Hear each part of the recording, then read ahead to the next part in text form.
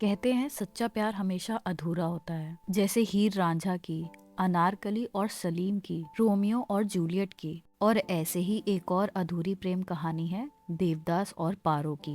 Devdas movie शायद आपने देखी होगी, और नहीं देखी है तो कोई बात नहीं, क्योंकि आज मैं आपको स्टोरी बताने वाली हूँ देवदास और पारो की अधूरी प्रेम कहानी की। Hi guys, my name is Sakshi Chaturvedi and welcome to my channel. और आज मैं मेकअप करने वाली हूँ पारो का, और आपको उसकी स्टोरी भी बताऊंगी। तो चलिए शुरू करते हैं। पारो और देवदास बचपन से ही बहुत अच्छे दोस्त होते हैं और एक दूसरे के पड़ोसी भी होते हैं, और साथ में बचपन में वो बहुत टाइम स्पेंड करते हैं और बहुत खेलते कूदते हैं। मेला जाना, बागीचे से फल चुरा के खाना, ऐसी बहुत सी चीजें वो साथ में बचपन में करते थे। देवदास के पापा बहुत स्ट्रिक्ट होते हैं और देवदास बचपन में बहुत शरारती होता है, तो उसके पिता उसको लंदन भेज देते हैं पढ़ाई के लिए, और वो भी 10 साल के लिए। और ये बात जब पारो को पता चलती है तो वो बहुत रोती है, क्योंकि उसका बस एक ही दोस्त होता है, देवदास। और देवदास के जाने के बाद पारो बिल्कुल अकेली पड़ जाती है और उसकी याद में एक दिया जलाती है, क्योंकि उसकी माँ उससे कहती थी कि एक दिया जलाने से लोग घर जल्दी वापस आ जाते हैं। और फिर फाइनली 10 साल के बाद देवदास घर वापस आता है। लंदन से 10 साल के बाद वापस आने के बाद देवदास सबसे पहले पारो से मिलने जाता है उसके घर।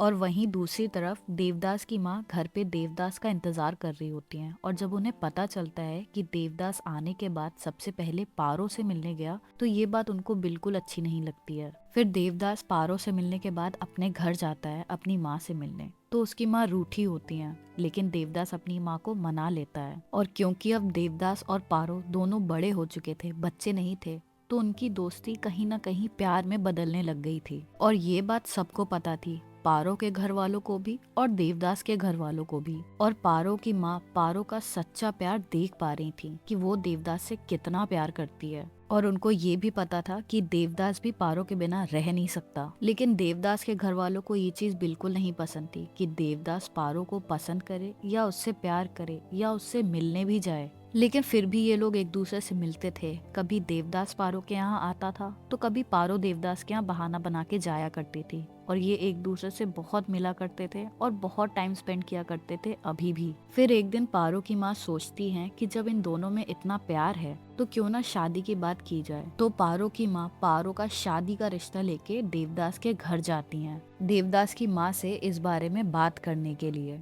लेकिन देवदास के घर वाले पारो की माँ की बहुत बेइज्जती करते हैं कि आप नीच कुल के हैं, आपके पास उतना पैसा भी नहीं है, और आप तो अपनी लड़कियां बेचते हैं, और हम अपने देवदास की शादी किसी नीच कुल की लड़की के यहाँ नहीं करेंगे, ऊंची जाति की लड़की के साथ हम देवदास का रिश्ता करेंगे। इतनी बेइज्जती होने के बाद भी पारो की माँ हार नहीं मानती हैं। वो देवदास के घर वालों को समझाने की कोशिश करती हैं कि पारो और देवदास एक दूसरे से ही बहुत प्यार करते हैं और एक दूसरे के बिना वो रह नहीं सकते। और लड़की बेचने की प्रथा उनके यहाँ बहुत साल पहले चलती थी। अब वो अपनी लड़की का कन्यादान करना चाहते हैं। इतना कुछ समझाने के बाद भी देवदास के घर वाले नहीं मानते हैं। फिर देवदास की माँ बोलती हैं कि आप अगर देवदास और पारो को अलग कर देंगे तो ना पारो के लिए अच्छा होगा ना देवदास के लिए। उसके बाद देवदास के घर वाले पारो की माँ को वहाँ से जाने के लिए बोलते हैं। पारो की माँ वहाँ से चली तो जाती हैं, लेकिन वो बोलती हैं कि ये आप अच्छा नहीं कर रहे हैं, हम अपने पारो की शादी ऊंचे घराने में करेंगे और आपसे भी अमीर घराने में करेंगे, क्योंकि हमारी पारो बहुत सुंदर और सुशील दोनों ही है। इतना बोल के पारो की माँ वहाँ से चली जाती हैं, और पारो की माँ घर जाके पारो से बोलती है कि वो पारो की शादी कहीं और कर रही हैं और देवदास से पारो की शादी नहीं हो सकती। ये बात सुनते ही पारो अंदर से टूट जाती है और वो सोचती है कि वो देवदास से जाके खुद बात करेगी इस बारे में। फिर पारो रात के अंधेरे में देवदास से मिलने उसके घर जाती है बिना किसी को बताए। फिर पारो देवदास से बोलती है कि वो देवदास के बिना रह नहीं सकती और उससे शादी करना चाहती है। देवदास भी उससे यही चीज बोलता है और बोलता है कि वो सुबह उठ के अपने घर वालों से इस बारे में बात करेगा। और जब देवदास रात में पारो को घर छोड़ने जा रहा होता है, तभी देवदास के पिता आ जाते हैं और फिर वो पारो को बहुत उल्टा सीधा बोलते हैं। ये सब सुन के पारो वहाँ से अकेले ही रोते रोते चली जाती है। उसके बाद एक बहुत बड़ी बहस होती है देवदास और देवदास के पिता में। देवदास के पिता देवदास को भी बहुत उल्टा सीधा बोलते हैं, और देवदास के पिता देवदास से बोलते हैं कि वो उसकी शादी कभी भी पारो से नहीं करेंगे, और करेंगे तो देवदास उनका मरा मुंह देखेगा। इतनी सारी आर्ग्यूमेंट्स के बाद देवदास गुस्से में अपना घर छोड़ के चला जाता है अपने दोस्त के घर, और वहाँ से वो एक चिट्ठी लिखता है पारो के लिए, जिसमें वो बोलता है कि वो अपने माँ बाप को नाखुश नहीं कर सकता, इसलिए वो पारो से शादी भी नहीं कर सकता। ये चिट्ठी जब पारो के पास पहुँचती है और जब पारो उसको पढ़ती है तो वो बहुत रोती है और गुस्से में वो चिट्ठी जला देती है। और वो अपनी माँ से भी बोल देती है कि उसकी माँ उसका रिश्ता जहाँ भी करेगी वो वहीं शादी करेगी। ये सब होने के बाद देवदास का दोस्त देवदास को एक कोठे पे लेके जाता है, जहाँ पे वो चंद्रमुखी से मिलता है। और चंद्रमुखी जब देवदास को पहली बार देखती है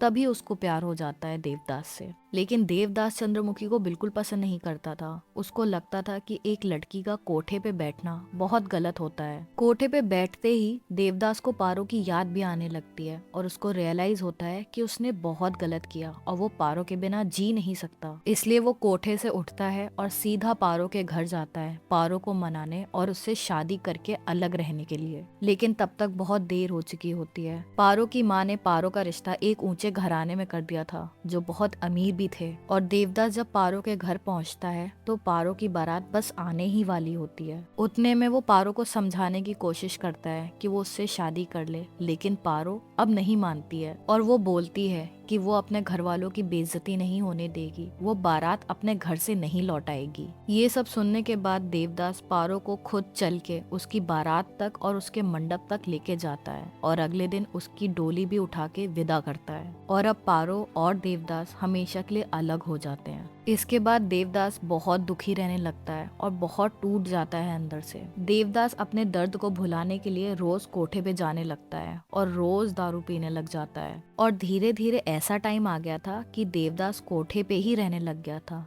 और दिन रात सिर्फ दारू पीता था। इस चीज से देवदास के घर वाले बहुत परेशान हो गए थे। और तभी पारो की माँ देवदास की माँ से बोलती हैं कि मैंने आपसे कहा था ना कि इन दोनों को अलग करना ठीक नहीं होगा, लेकिन आपने मेरी एक ना सुनी। देवदास के घर वाले देवदास को कोठे से वापस लाने के लिए बहुत कोशिश करते थे, लेकिन देवदास घर आने के लिए मानता ही नहीं था। बोलता था उसको वहाँ पारो की याद आती है, इसलिए वो घर नहीं आना चाहता। दिन पे दिन देवदास की दारू बढ़ती ही चली जा रही थी। उसने खाना पीना भी छोड़ दिया था और अब वो सिर्फ दारू पीता था। पारो जब अपने ससुराल से पहली बार मायके से वापस आती है तो उसको पता चलता है कि देवदास ने दारू पीना शुरू कर दिया है और वो घर भी नहीं आता। फिर पारो देवदास से मिलने जाती है और वो जाके उसको समझाती है कि वो दारू ना पिए, ऐसे उसकी तबीयत बहुत खराब हो जाएगी और इस तरह से अपनी जिंदगी बर्बाद ना करे, किसी और से शादी करके खुशी से रहे। लेकिन देवदास पारो से ऐसा कोई वादा नहीं करता है जो वो निभा ना पाए और वो बोलता है पारो से कि मैं तुमसे आखिरी बार मिलने जरूर आऊंगा। पारो के समझाने के बाद भी देवदास दारू नहीं छोड़ता है और ना ही कोठे पे जाना छोड़ता है। देवदास का दारू पीना जब बहुत ज्यादा बढ़ जाता है तो धीरे धीरे उसकी तबीयत भी खराब होने लग जाती है। कुछ ही टाइम में देवदास की तबीयत इतनी खराब हो जाती है कि उसका लंग्स और लिवर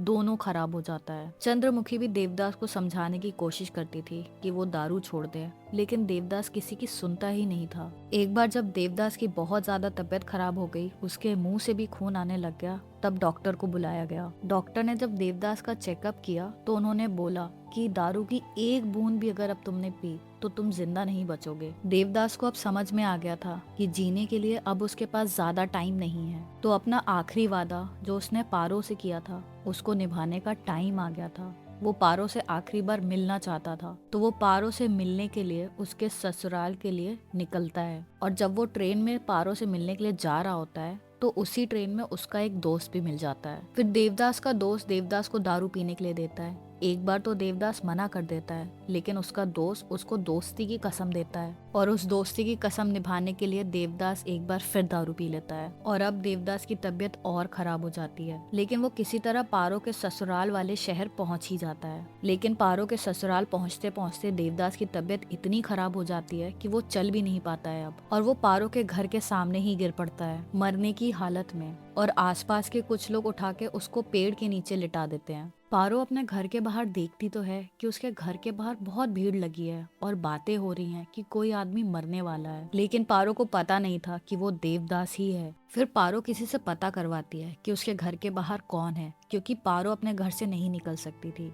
पारो का उसके घर से निकलना बिल्कुल बंद था। कहीं से फिर पारो को पता चलता है उसके घर के बाहर जो आदमी मरने वाला है वो देवदास ही है। ये सुनते ही पारो गेट की तरफ दौड़ते हुए जाती है और उसके घर वाले उसको रोकने की कोशिश करते हैं, लेकिन पारो नहीं रुकती है। और जैसे ही पारो मेन गेट से निकलने की कोशिश करती है देवदास से मिलने के लिए, उसके घर वाले गेट बंद करवा देते हैं और देवदास भी मरने की हालत में पारो को एक बार देख ही लेता है। वो देखता है कि पारो उसकी तरफ दौड़ते हुए आ रही है और तभी गेट बंद हो जाता है और पारो अंदर ही रह जाती है और देवदास भी उसको देखने के बाद पारो बोल के अपना दम तोड़ देता है। तो ये थी पारो और देवदास की अधूरी प्रेम कहानी। चलिए अब देखते हैं इस लुक का फाइनल रिजल्ट।